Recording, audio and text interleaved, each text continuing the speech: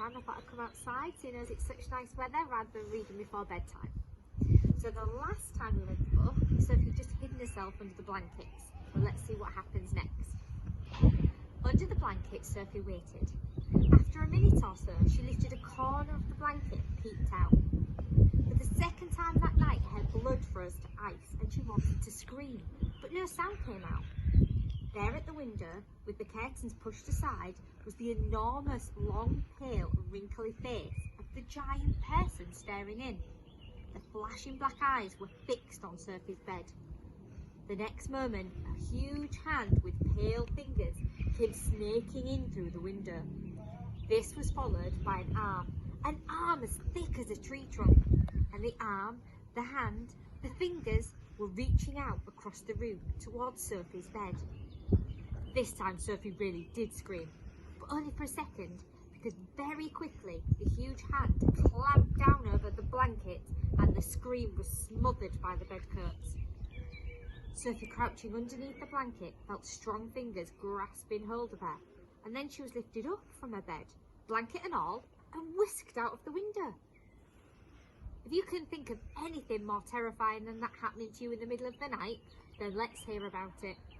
The awful thing was that Sophie knew exactly what was going on, although she couldn't see it happening. She knew that a monster, or giant, with an enormous long, pale, wrinkly face and dangerous eyes had plucked her from her bed in the middle of the witching hour, and was now carrying her out through the window smothered in a blanket. What actually happened next was this. When the giant had got Sophie outside, he arranged the blanket so that he could grasp all four corners at once in his huge hands. With Sophie imprisoned inside, in the other hand he seized the suitcase and the long trumpet pin, and off he ran. Sophie, by squirming around inside the blanket, managed to push the top of her head out through a little gap just below the giant's hand. She stared around. She saw the village houses rushing by on both sides. The giant was sprinting down the high street. He was running so fast his black cloak was streaming out behind him like the wings of a bird.